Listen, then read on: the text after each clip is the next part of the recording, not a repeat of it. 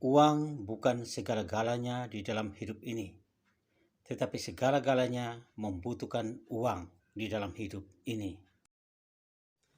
Salve sahabatku, damai Kristus kiranya selalu beserta kita. Semoga hari ini kita semua dalam keadaan sehat walafiat dan salam sehat selalu.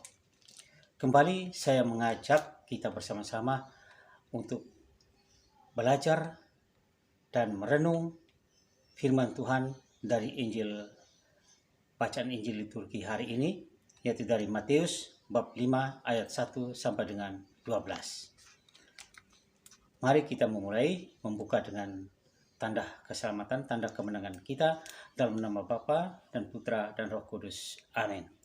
Inilah Injil Yesus Kristus menurut Matius. Dimuliakanlah Tuhan. Pada suatu hari Yesus naik ke atas bukit sebab melihat orang banyak. Setelah ia duduk, datanglah murid-murid kepadanya. Lalu Yesus mulai berbicara dan menyampaikan ajaran ini kepada mereka. Berbahagialah orang yang miskin di hadapan Allah, karena merekalah yang empunya kerajaan surga. Berbahagialah orang yang berduka cita, karena mereka akan dihibur. Berbahagialah orang yang lemah lembut, karena mereka akan memiliki bumi. Berbahagialah orang yang lapar dan haus akan kebenaran, karena mereka akan dipuaskan. Berbahagialah orang yang murah hati, karena mereka akan beroleh kemurahan. Berbahagialah orang yang suci hatinya, karena mereka akan melihat Allah. Berbahagialah orang yang membawa damai, karena mereka akan disebut anak-anak Allah.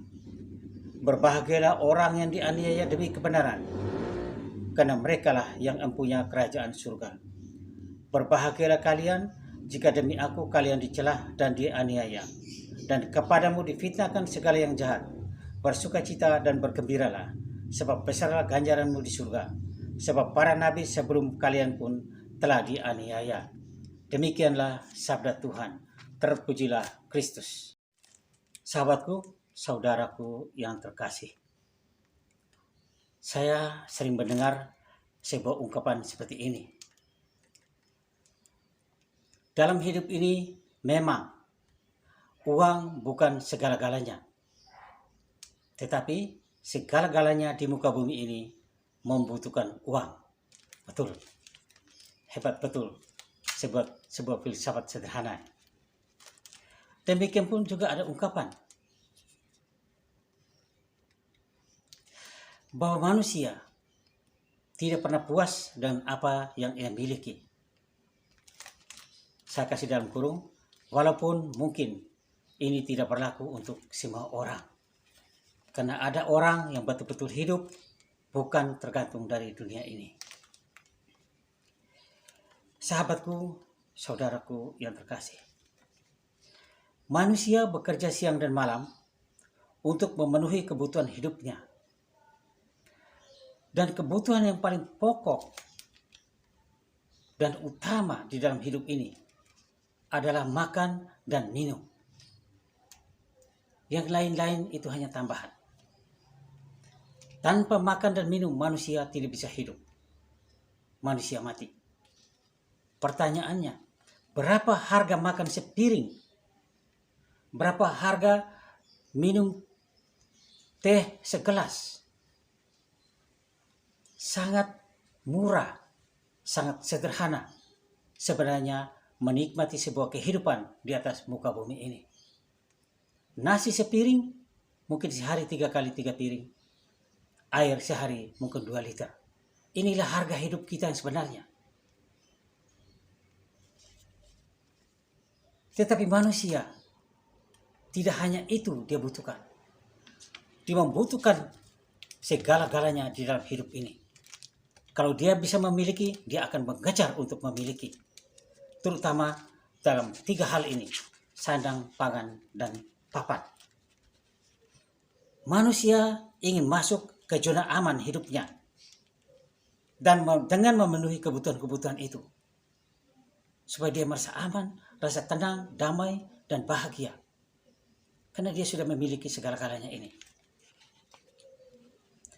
Injil hari ini mempertegas kepada kita, terutama para murid Kristus, apa yang harus dibuat oleh manusia supaya dia menggapai kepuasan hidup, supaya dia bisa memperoleh bahagia. Sabda Tuhan hari ini menjadi pegangan pokok dan tujuan dari sebuah perjuangan manusia, terutama manusia Kristiani, kita para murid Kristus, untuk menggapai sebuah kebahagiaan. Sabda apa itu? Mari kita dengar. Tuhan bersabda, dan sabda itu disebut sabda bahagia. Karena memang rangkaian sabda bahagia ini memberikan kebahagiaan bagi setiap insan Kristiani. Tak disangkal bahwa selama hidup di dunia ini, setiap orang mendambakan suasana aman, damai, dan hidup bahagia. Tidak ada orang yang ingin hidup penuh dengan derita, penuh dengan sengsara, penuh dengan segala kekurangan. Dan untuk itulah orang berjuang, bekerja, mencari nafkah untuk siang dan malam, supaya terhindar dari segala kesulitan dan dari segala tantangan hidup ini, untuk menggapai sebuah rasa aman, tenang, dan damai, bahagia di dalam hidupnya ini. Maka betul sekali pengajaran Yesus dalam bacaan Injil hari ini sangat bertentangan dengan kecenderungan dan cita-cita manusia itu sendiri.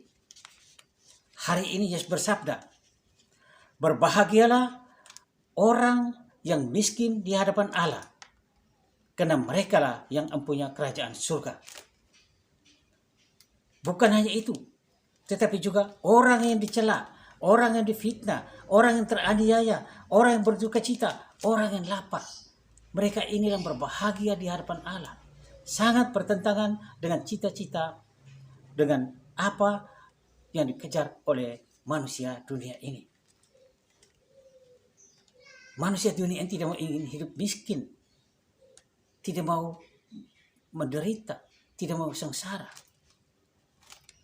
Memang secara manusiawi kita lebih terima bahwa orang yang berbahagia adalah orang yang lemah lembut, orang yang rendah hati, mereka yang sudah terpenuhi sandang dan pangan dan papan. Orang berbahagia adalah orang yang hidupnya aman, tak berkekurangan apapun dalam hal materi, yaitu terutama sandang pangan dan papan.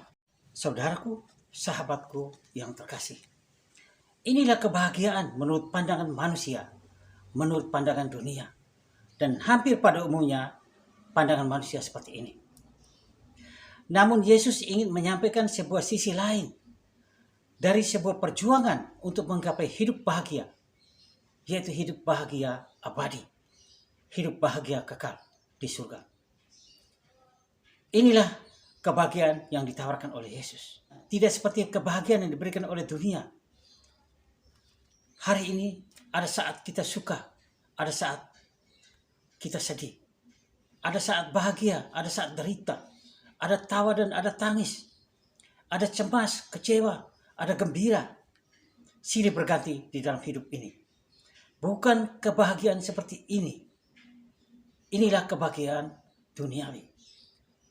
Kebahagiaan yang ditawarkan Yesus adalah kebahagiaan yang abadi. Kebahagiaan yang diperoleh dengan menjadi miskin di hadapan Allah. Dalam arti, bukan karena manusia tidak terikat akan harta dunia ini. Bukan karena ketidakterikatannya manusia akan kekayaan dunia ini. Bukan. Tetapi pertama-tama dan terutama adalah orang yang rendah hati, yang sangat mendalam, yang memuncak dalam sikap hidupnya penuh penyerahan diri secara total kepada Allah. Bukan bergantung kepada harta kekayaan duniawinya. Ia meletakkan hidupnya dan berserah diri pada penyelenggaraan Allah. Karena dia merasa kecil, dia merasa tidak berdaya, dia merasa tidak ada apa-apanya. Inilah inti dari sabda bahagia yang kita baca hari ini. 8 sabda bahagia. Tapi yang pertama ini adalah intinya. Sedangkan 7 sabda bahagia selanjutnya merupakan uraian pelengkap akan sabda bahagia yang pertama ini. Maka ketika bersatu dengan Tuhan, dan hanya bersatu kepada Tuhan saja, serta melaksanakan perintah-perintahnya, kita telah menggapai kebahagiaan sejati itu. Karena kebahagiaan sejati, kebahagiaan abadi itu, sumbernya daripada kehadiran Yesus, serta karya-karyanya Yesus Sang Mesia. Dan kebahagiaan itu bersifat eskatologis. Artinya kebahagiaan itu akan menjadi penuh, tergenapi pada saat akhir zaman. Jadi kita akan menikmati kebahagiaan secara penuh ketika saat akhir zaman tiba, saat pengadilan akhir tiba. Jadi selama di dunia ini mungkin belum terasa kebahagiaan daripada Yesus. Karena kita mesti hidup sengsara dan miskin di hadapan Allah. Tetapi itu tidak berarti bahwa kita belum memiliki kebahagiaan di dunia ini. Bukan. Kebahagiaan itu sudah dimaklumkan, sudah dijanjikan dan diberikan oleh Yesus kepada mereka yang mendengarkannya dan melakukan perintah-perintahnya dengan imannya. Biarpun setiap hari mereka mengalami kerasnya perjuangan hidup di bumi ini, mereka setia mendengarkan dan melakukan perintah-perintah Tuhan Yesus. Kita sudah mengalami kebahagiaan surga itu, walaupun belum secara utuh, belum secara nyata, belum secara penuh. Memang kebahagiaan dalam Kristus itu adalah sebuah perjuangan yang berat. Terkadang sangat dirasakan sangat berat oleh para murid-murid Kristus. Karena Yesus menyebut bahwa orang berbahagia ialah mereka yang miskin, teraniaya, berduka cita, dan difitnah. Dan Yesus terang-terangan mengatakan kepada para muridnya, berbagai macam kesulitan, bahkan penderitaan akan dialami oleh karena namanya. Ini suatu kebahagiaan, tapi penuh penderitaan, penuh sengsara, penuh fitnaan, menjadi miskin, sangat bertentangan dengan cita-cita atau apa yang diraih oleh kebahagiaan dunia. Namun makna yang terdalam adalah Yesus adalah kebahagiaan abadi di surga. Bahagia selama-lamanya. Tetapi kebahagiaan di dunia ini hanya sifatnya sementara. Mungkin hari ini kita bahagia, besok mungkin kita menangis. Mungkin hari ini kita menangis, besok mungkin kita bahagia. Hari ini kita gagal, besok mungkin kita berhasil. Hari ini kita berhasil, besok mungkin kita gagal. Demikianlah kebahagiaan yang kita nikmati di dunia ini. Saudaraku, sahabatku yang terkasih di dalam Kristus. Namun hal itu tidak perlu kita takut. Kita sebagai murid Kristus, karena mengikuti Yesus itu ada konsekuensinya. Ada harga yang harus dibayar. Ada hal-hal yang kita harus hadapi. Dan ini memang sudah dialami oleh para murid Kristus, oleh umat gereja perdana, lebih-lebih oleh para martir saksi iman Kristus. Sepanjang sejarah perjalanan hidup gereja Katolik sampai dengan saat ini dan mungkin akan seterusnya. Tantangan, ancaman hidup di dalam Kristus akan terus kita hadapi. Tapi Yesus bersabda, kita tidak boleh pernah takut, karena Dia selalu bersama kita. Inilah yang menguatkan para murid, inilah yang membuat mereka begitu berani untuk menghadapi segala kesulitan dengan hati yang terbuka. Karena Yesus sendiri sudah berpesan kepada para muridnya, aku menyertai kamu sampai akhir zaman. Dan untuk menderita bagi nama Yesus, manusia, kita akan mendapatkan jalan keselamatan kekal abadi di surga. Menderita untuk nama Yesus, kita akan memperoleh upah yang tak ternilai harganya, yaitu kebahagiaan abadi di surga. Namun, orang-orang di zaman sekarang Banyak orang terkecoh dan tergoda oleh dunia ini, sehingga orang lebih mencari yang menyenangkan dan bukan mereka mencari yang bahagia abadi. Apalagi hidup di tengah dunia modern ini, semakin mengedepankan materi, uang, pekerjaan, relasi, juga jabatan, juga kekayaan dunia ini, popularitas. Orang semakin tidak peduli atau orang semakin melupakan sesuatu yang sangat berharga di dalam hidupnya, di dalam tujuan akhir hidupnya, yaitu hidup abadinya di surga. Ini banyak orang melupakan karena terkecoh oleh tawaran dunia yang begitu indah dan manisnya. Maka perlu sekali kita sebagai murid Kristus harus menyeimbangkan hidup kita dengan hal-hal rohani. Sebab tidak semua kebutuhan dan kerinduan kita akan kebahagiaan sejati dapat terpenuhi oleh kekayaan, oleh popularitas, oleh jabatan, dan lain-lain. Oleh dunia ini. Tidak. Apa yang paling berharga bagi hidup kita hanya dapat dipenuhi oleh Allah sendiri. Disinilah letak kebahagiaan sejati, kebahagiaan abadi itu. Maka ungkapan lucu di awal tadi sudah terjawab. Bahwa manusia harus melakukan hal pertama, yaitu uang bukan segala-galanya. Sedangkan hal yang kedua, segala-galanya membutuhkan uang. Itu serahkan saja pada kemurahan kasih karunia Tuhan. Tuhan bersabda sekali lagi, berbahagialah orang yang miskin di hadapan Allah.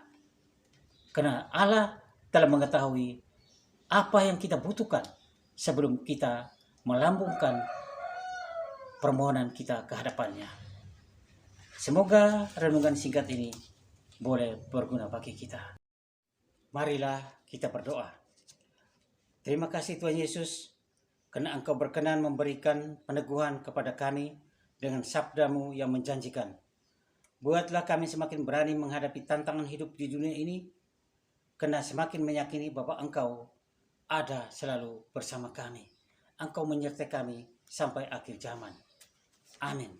Kemuliaan kepada Bapa dan Putra dan Roh Kudus, seperti pada permulaan, sekarang, selalu, dan sepanjang segala abad. Amin. Dalam nama Bapa dan Putra dan Roh Kudus. Amin. Semoga Tuhan Yesus Kristus selalu memberkati kita semua.